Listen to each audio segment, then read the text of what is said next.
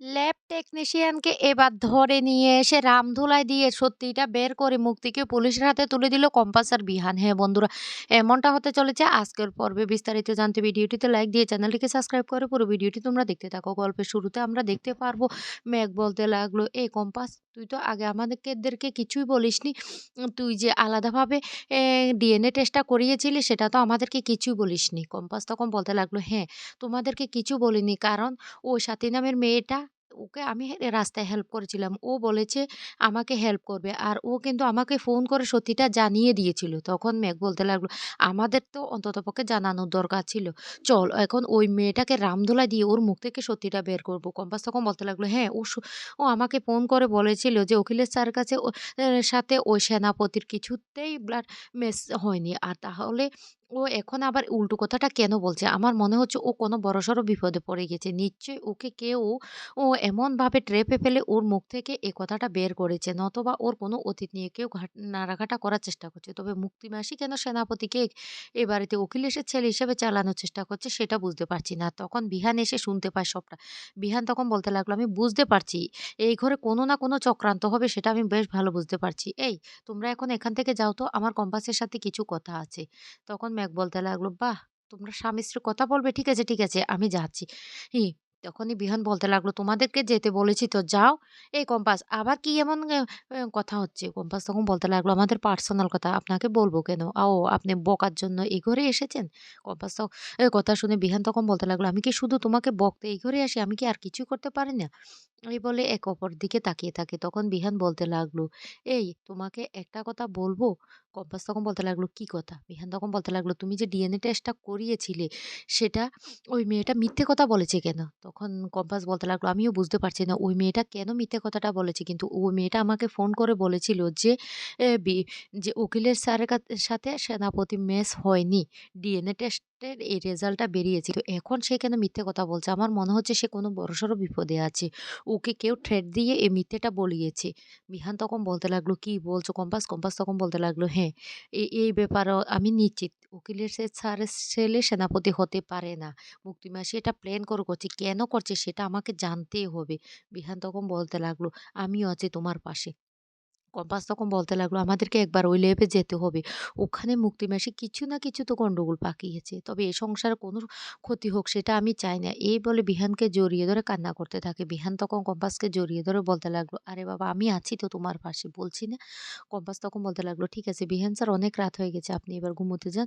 আমিও ঘুমিয়ে পড়ি। কালকে সকালবেলা যা করার করব। বিহান তখন বলতে লাগলো, ঠিক আছে। এদিকে রাতের অন্ধকারে মোনালিসা বিদেশি পার্টিদের সাথে প্ল্যান করতে থাকে ওদেরকে টাকা দিয়ে, যে কম্পাস যে এআই দিয়ে একটা প্রজেক্ট বানিয়েছিল সেটা ওদেরই বানানো। এটা চালিয়ে দেবে। আর মনে, মনে হাসতে লাগে আর বলতে লাগলো, কম্পাস, কি ভেবেছিস? কালকে দেখ তোর বানানো প্রজেক্টটাই হবে বিদেশি শক্তির থেকে তুই চুরি করে বানিয়েছিস। আর তখন দেখবি তোকে সেখান থেকে রিজেক্ট করে দেবে। এমনকি কলেজের বদনাম হবে। বুঝতে পারছিস? তোকে আমি কিছুতেই যেতে দেব না। তুই কি ভেবেছিস? তোকে তো আমি হারিয়ে দেব। এদিকে কম্পাস খুব হাসতে থাকে আর সবার সাথে খুব গল্প করে সেই উম জিনিসটা বানিয়েছিল। আর মোনালিসা সেই জিনিসটা নিয়ে বলতে লাগলো, আমি এটা কিছুতেই তোর হতে দেব না। কারণ তুই বারবার আমার সাথে অনেক অন্যায় করেছিস। এবার তো আমাকে কিছু একটা করতেই হবে। এই বলে মোনালিসা সে আগের ঘটনাগুলো ভাবতে থাকে আর প্ল্যান করতে থাকে ওই লোকগুলোর সাথে। এক পর্যায়ে ওই লোকগুলো থেকে টাকা নিয়ে ও বিকল যে প্রজেক্টটা বানিয়েছিল তার মতো একটা প্রজেক্ট ওদের থেকে নিয়ে নেয় আর বলতে লাগলো, চলুন তাহলে এবার আমরা যাই। আর মোনালিসা অনেক খুশি হতে থাকে, কম্পাসকে এবার সে জব্দ করতে পারবে। কিন্তু মোনালিসা জানে না কম্পাস কি জিনিস। তারপরে ওদের থেকে সেই জিনিসটা নিয়ে ওরা রাতের অন্ধকারে সে কলেজে যাওয়ার জন্য বেরিয়ে পড়ে। আর বলতে লাগলো, দেখ কম্পাস, তুই অনেক অনেক জ্বালিয়েছিস আমাকে, এবার তোর কি অবস্থা করে দেখ। এইদিকে রাতের বেলায় সেনাপতি নেশা করে বাড়ি এসে চিৎকার চেঁচামেচি শুরু করে। তখন মুক্তি বারবার সেনাপতিকে থামানোর চেষ্টা করলো। সেনাপতি কোনো কথাই শোনে না। সেনাপতি তখন বলতে লাগলো, আমার বাবার বাড়ি, আমার বাড়ি। বিহান তখন এই কথাটা শুনে চমকে যায়। এদিকে বিহানের দাদাও চলে আসে বাইরে। আর এমন অবস্থা দেখে বিহানের দাদা তখন প্রচণ্ড রেগে যায়। রেগে গিয়ে বলতে লাগলো, মুক্তি মাসি, তুমি তো এই বাড়িতে নতুন না। তুমি অনেক বছর এই বাড়িতে আছো। এই বাড়িতে এসব চলে না। তুমি জানো না? তোমার ছেলেকে ভালোভাবে বুঝিয়ে দাও। আমি বলছি নেক্সট টাইম যদি ও এমনটা করে তাহলে কিন্তু ওকে কিন্তু এ বাড়ি থেকে বের করে দেব। এদিকে সেনাপতি বলতে লাগলো, "ওই তোদের ২ ভাই মিলে আমাদেরকে জ্ঞান দিতে আসছিস?" তখনই বিহান প্রচন্ড রেগে যায়। বিহান গিয়ে সেনাপতির কলার চেপে ধরলে মুক্তি তখন বলতে লাগলো, এই তোরা থাম, তোরা থাম। তোরা আমার ছেলের সাথে এমনটা করছিস কেন? কেন এমনটা করছিস? সেনাপতি চল, ঘরে চল। কিন্তু সেনাপতি কিছুতেই ঘরে যেতে চায় না। সেনাপতি বলতে লাগলো, "আমার বাবার বাড়ি। এই সম্পত্তিতে আমারও অধিকার আছে। আমি এই অধিকার কিছুতেই ছাড়ব না। কিছুতেই আমি এই অধিকার ছাড়ব না।" তখন বিহানের দাদা বলতে লাগলো, মুখ সামলে কথা বল। একদম চিৎকার চেঁচামেচি করবি না।" তখন সেনাপতি বলতে লাগলো, আমি আরো জোরে চিৎকার করব। আমার বাবা হলো উকিলের স্যার। আর আমার বাবার বাড়িতে দাঁড়িয়ে আমার যা ইচ্ছা তাই করব। তোরা বাধা দিতে এসেছিস কেন রে? তোরা বাধা দেওয়ার কে? কেন বাধা দিতে এসেছিস? এ কথা বললে মুক্তি তখন কি করবি কিছু বুঝতে পারি না। তখন এই কম্পাস এসে বলতে লাগলো, তুই তো এমনিতে ভালো ছেলে না সেটা আমি বেশ ভালো করে জানি। তোর বাবা কে? তুই কার ছেলে? তোর মা হয়তো তোকে সত্যিটা বলেনি। তাই তুই কনফিউজ এ আছিস। তবে তোকে আমি একটা কথা বলে দিই, এই বাড়িতে যা কটা দিন থাকবি ভালোই থাক। তারপরে এই বাড়ি থেকে ঘাড় ধাক্কা দিয়ে না বের করে দেওয়া হবে।